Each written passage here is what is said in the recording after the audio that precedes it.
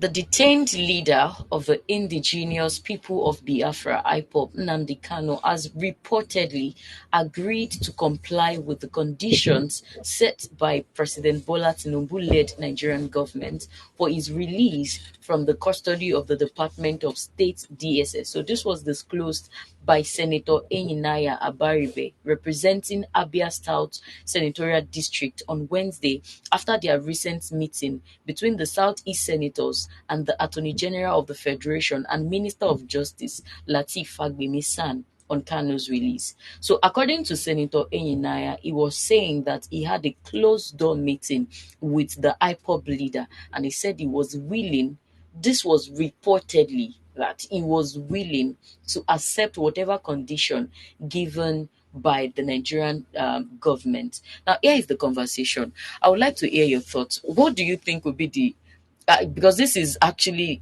a case that we cannot say is entirely true because we've not heard from the horse mouth himself. But what would you think would be the likely condition that will be given by the Nigerian government to be the release for Nnamdi Kanu, if at all this is true?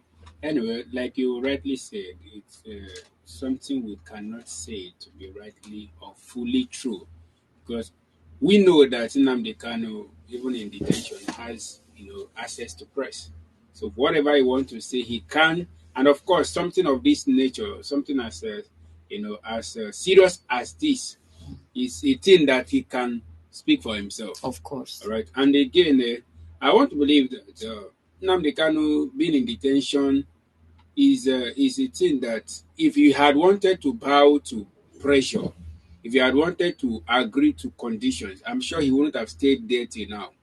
Right? Because I know that before now they've been, conditions given to him which he refused to accept. So right, so we cannot just what possibly can the government could be the condition? Do you know? It will be hard to believe that the government will tell him to quit the quest for the for the indigenous people of Biafra, and he will accept. If he accepts to quit the race, that means the essence of his being in detention over the years is a waste. All right, so we know that Nnamdi Kanu will not want to, because the fight for Biafra is a fight that has crossed the Rubicon. All right, it is not a noun thing that you can say that maybe he will bow to the pressure. So, but we are just reacting to that because we know that Nnamdi Kanu, of course, will say if we said we speak for himself. Yeah. All right. So and the government cannot, because by law the fight is supported. Now, according to this Senator Abaribi, that was saying that he had a closed-door meeting with Nnamdi Kanu, he was saying that he has hope that the Attorney General of the Federation would influence the federal government to consider releasing Nnamdi Kanu. I mean, probably because of this, the ranking of the Attorney General of the Federation, he was saying that he would be willing to influence the federal government. Now, it is bringing me to say that who exactly is holding Nnamdi Kanu in custody? Is it the federal government, the sitting government, or the previous administration that kept him in custody? And who has the final say over Nnamdi Kanu's case? Is it the number one citizen of the federation, or the court, the federal high court that is to determine the fate of Nnamdi Kanu? I'm just having a lot of thoughts in my head right now. And he is saying he can influence their decision. So you bring me to ask that question. The truth of the matter is that we see a lot of lambas in this government under this administration. Right, talking about or asking who has the capacity to free Nnamdi Kanu. We've not seen a case where the past president was consulted or his approval sought for anything under this administration. So of course, this administration, the incumbent president has the power. All right, just like he said, and I quote, in one of the rally with the Edo people, where he said he's going to give Edo states to them, to the APC, in his capacity as the president. So in his capacity as the president of Nigeria, he is the one to free Nnamdi Kanu.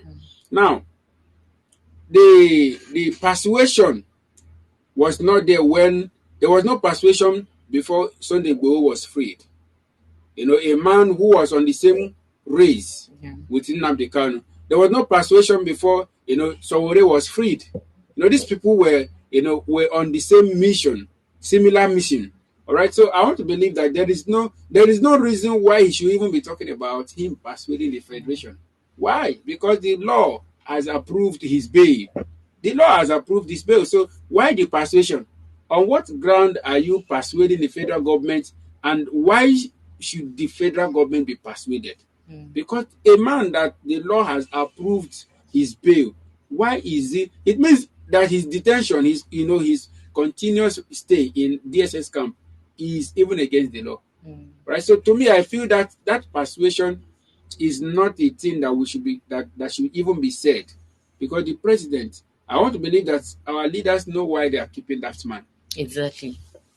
And we are just helping them to elaborate on this. We hope to hear from Nnamdi Kanu himself. Of course, we know be he's sure going of to say these allegations that this this senator is giving, that he had a closed door meeting and he said he was willing to succumb. That was not press released. Exactly.